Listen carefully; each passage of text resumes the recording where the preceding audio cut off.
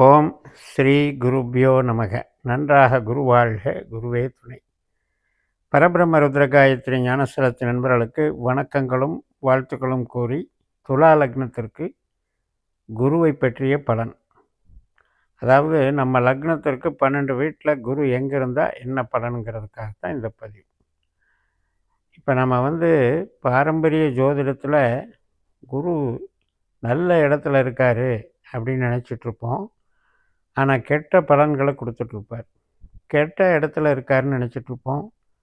ஆனால் திசையில் நல்ல பலன்களை கொடுப்பார். இதுக்கெல்லாம் காரணம் என்னென்னா, நம்ம 12 பாவத்துக்குள்ள உள்ள நட்சத்திரங்களினுடைய தொடர்புகள், பாவங்களினுடைய தொடர்புகள். அந்த வகையில் துலா லக்னத்துக்கு லக்னத்தில் இருக்கிற குரு பகை வீட்டில் இருக்கார், சுக்கிரன் வீட்டில் இருக்கார் அப்படின்னு எல்லாம் நம்ம சொல்லுவோம். ஆனால் உண்மையில் நடக்கிறது என்ன அப்படின்னா, அங்கே இருக்கிற நட்சத்திரம் வேலை செய்யுது. இப்போ துலா லக்னத்தில் செவ்வாயினுடைய நட்சத்திரமான சித்திரையில் இருக்கும்போது ஒரு பலன், சுவாதியில் இருக்கும்போது ஒரு பலன், தன்னுடைய நட்சத்திரமான விசாகத்தில் இருக்கும்போது ஒரு பலன். அப்போ இந்த வேறுபாடுகளை நாம் புரிஞ்சு தான் நம்ம குருவை நம்ம பயன்படுத்தணும். அதுபோக நமக்கு திசை புத்தி அப்படிங்கிறதுல நல்லவரா கெட்டவராங்கிறது நம்ம ஜனன ஜாதகம் தீர்மானிக்கும்.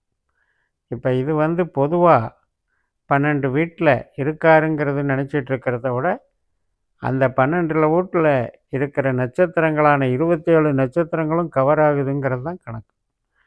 துலா லக்னத்திற்கு 1ஆம் இடம், 5ஆம் இடம், 9ஆம் இடம். அதாவது துலா லக்னம் 5ஆம் வீடான கும்பம், 9ஆம் வீடான மிதுனம். இந்த 3லையும் ஒரே கிரகத்தினுடைய 3 நட்சத்திரங்கள் தான் இருக்கின்றன. செவ்வாய், ராகு, குரு. இப்போ இந்த குரு செவ்வாய் நட்சத்திரத்தில் இருக்கும்போது பணத்தின் மேலே ஈர்ப்பு இருக்குது. உலக சூழ்நிலைகள், யாரையும் வசீகரத்தன்மையோடு பழகக்கூடிய ஒரு அனுபவம் இருக்குது. அப்போ நமக்கு ஒரு ஆற்றலை கொடுக்குது, ஒரு நல்ல துணிச்சலை கொடுக்குது, தன்னம்பிக்கை கொடுக்குது. நம்மளால் முடியும், சாதிக்க முடியும் அப்படின்ற ஒரு மனப்பான்மையை கொடுக்குது, தைரியத்தை கொடுக்குது. அப்படிப்பட்ட ஒரு அமைப்பில் அவர் என்ன தொழிலில் இருந்தாலும், அவர் என்ன உறவுகளில் இருந்தாலும், அவர் அனைவரையும் வசீகரிக்க தன்மையோட இந்த வாழ்க்கை நடத்தக்கூடிய பக்குவம் வந்துடுது. அதே குரு ராகுனுடைய நட்சத்திரத்தில் இருக்கும் பொழுது, அந்த ராகு நமக்கு நல்ல இடத்துல இருந்தால், அதே குரு 1, 5, 9 மாதிரியே ராகுவும் இருந்தால் பிரம்மாண்டமான பலனை கொடுத்துடுது. நம்ம என்ன நினைக்கிறோம், நம்ம என்ன கனவு காண்றோம், நம்ம என்ன லட்சியம் வச்சுருக்கோம், அதையெல்லாம் சாதிக்கக்கூடிய ஆற்றலை கொடுத்துடும். அதே விசாக நட்சத்திரம் தன்னுடைய சொந்த நட்சத்திரத்தில் இருக்கும் பொழுது கம்யூனிகேஷன் ஸ்கில்லை கொடுத்துடுது. ட்ரஸ்ட்டு சம்மந்தப்பட்ட வேலைகள், வெளிநாடு தொடர்புடைய வேலைகள், மேனேஜ்மெண்ட்டு, ஃபைனான்ஸு, பேங்கிங்கு, அத்தனை வியாபாரத்தன்மைகளையும் கொடுத்துருது. இது இந்த லக்னத்தில் இருந்த குருவுக்கு மட்டுமல்ல, 5ஆம் இடமான கும்பராசிலையும் இதே செவ்வாய், ராகு, குரு நட்சத்திரம் தான் இருக்குது. அதுக்கும் இந்த பலன் எடுத்துக்கோங்க. 9ஆம் இடமான மிதுனத்துலேயும் செவ்வாய், ராகு, குரு தான் இருக்குது. மிருகசிரீஷம், திருவாதிரை, புனர்பூசம். இங்கே கும்பத்தில் அவிட்டம், சதயம், பூரட்டாதி. இந்த 6, 9 நட்சத்திரத்துக்குமே இந்த 3 ராசியிலையுமே குரு அமர்ந்தால் இந்த பலனை நீங்கள் அப்படியே அப்ளிகபிள் பண்ணிக்கலாம். இதில் ராகுனுடைய நிலைமையை மட்டும் நம்ம கண்காணிச்சுக்கணும். இது மூளை உழைப்பு சார்ந்த ஒரு அதிகாரத்தை நம்மளுக்கு கொடுக்குது. மூளை உழைப்பு அப்படின்னா என்னென்னா, பணத்தையோ பொருளையோ நம்பி நாம் இன்வெஸ்ட் பண்ணி நாம் அதை போட்டு புரட்டி தான் பண்ணணுங்கிற அவசியம் இல்லை. நம்ம புத்தியினால் சம்பாதிக்கிற யோகம் அப்படிங்கிறத நீங்கள் வச்சுக்கோங்க. அதே போல் உயிர்பற்றான விஷயங்கள், கணவன், மனைவி, சகோதர, சகோதரி, பெற்றோர்கள், குழந்தைகள், இந்த மாதிரி பாசம், நேசம், அன்பு பரிமாற்றங்களுக்கும் ரொம்ப ரொம்ப அருமையான இடம்தான் இந்த 3 இடமும். சரி, அடுத்த 2, 6, 10க்கு வருவோம். இப்போ நம்ம துலா லக்னத்துக்கு 2ஆம் இடமான விருச்சிகம், 6ஆம் இடமான மீனம், 10ஆம் இடமான கடகம். இந்த 3 நீர் ராசிகள். இந்த இதில் குரு இருந்தால் என்ன பண்ணுவார்னு பார்க்கும்போது, இதே 3 ராசியிலையும் 9 நட்சத்திரம் வரும். ஆனால் அந்த 9 நட்சத்திரத்துக்கும் 3 கிரகம் தான் ஆதிக்கம் செலுத்தும்.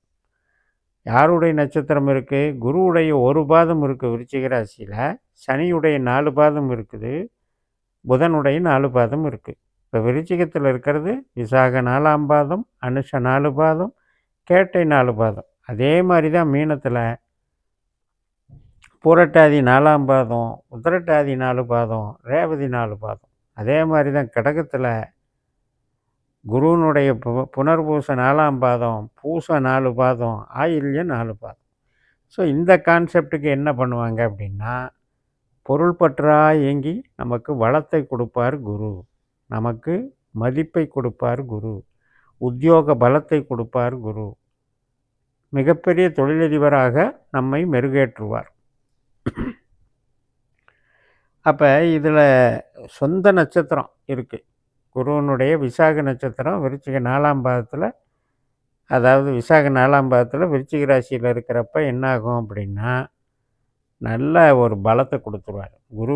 குருவே குரு போல் செயல்படும்போது பணம் சார்ந்து இயங்குவது, உற்பத்தி சார்ந்து இயங்குவது, ஃபைனான்ஸ் பண்ணுறது, பேங்கிங் பண்ணுறது, இதிலெல்லாம் அற்புதமாக கொடுத்துருவார். 2வது கான்ட்ராக்ட், மிகப்பெரிய ஸ்தாபனங்களில் தலைமை பொறுப்பில் இருக்கக்கூடிய அமைப்பை கொடுத்துருவார்.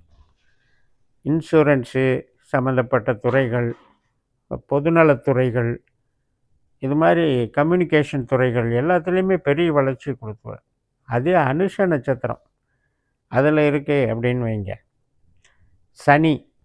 இந்த சனியினுடைய காரகத்துவம் அப்படிங்கிறத நம்ம புறாமல் உற்பத்தியில் மிஷினரி யூஸ் பண்ணுறது,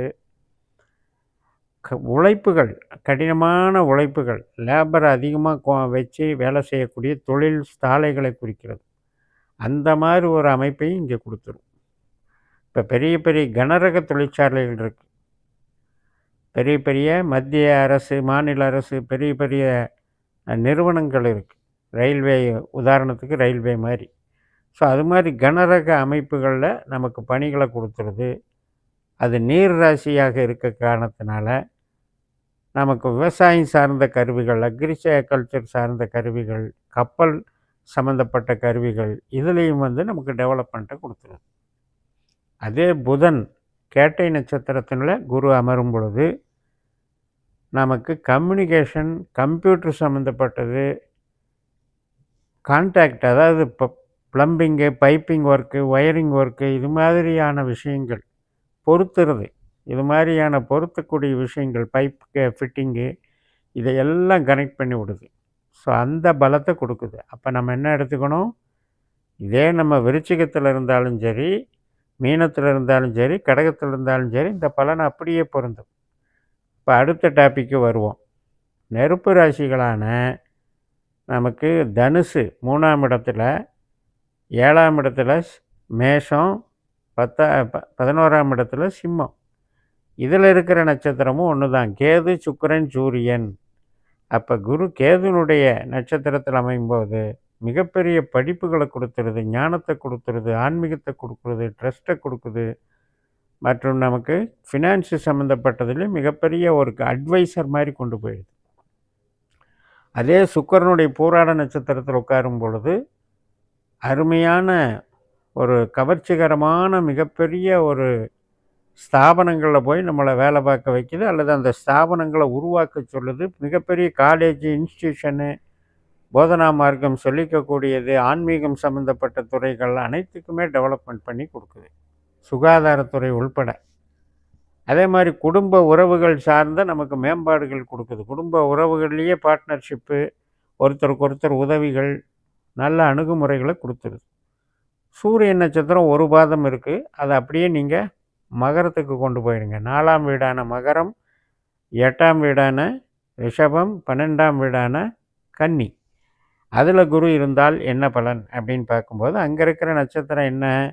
சூரியன், சந்திரன், செவ்வாய். அப்போ விவசாயம் சம்மந்தப்பட்டது, உற்பத்தி சம்மந்தப்பட்டது, உணவு சம்மந்தப்பட்டது, உடைகள் சம்மந்தப்பட்டது, மருத்துவங்கள் சம்மந்தப்பட்டது, கஷ்டப்பட்டு செய்கிற வேலைகள் அத்தனையுமே நம்மளுக்கு டெவலப்மெண்ட்ஸ் நல்லா இருக்கும். Insurance line. ஸோ பெரிய பெரிய ஸ்தாபனங்கள், உற்பத்தி ஸ்தாபனங்கள் உள்பட அற்புதமாக இது வந்து வேலை செய்யும். ஆனால் 8ல் குரு இருக்குது அப்படின்னு நம்ம பயந்துக்க வேண்டியதில்லை. ஏன்னா தொழிலுக்கு அது நல்லது பண்ணும். ஆனால் உறவுக்கு தான் அது நல்லதில்லை. 4, 8, 12ல் யாருக்கெல்லாம் துலா லக்னத்துக்கு குரு இருக்கும்போது உறவுகளை பாதிக்கிறது என்று சொல்லி நிறைவு செய்கிறேன். இந்த சேனலை சப்ஸ்கிரைப் பண்ணி ஷேர் பண்ணுங்கள். உங்கள் தனிப்பட்ட ஜாதக பலாபலன்களை என்னுடைய வாட்ஸ்அப் நம்பரில் தொடர்பு கொண்டு பலன் பெறுங்கள். உங்களிடமிருந்து விடைபெறுகிறேன். உங்கள் ஜெயம்எஸ். நன்றி, வணக்கம்.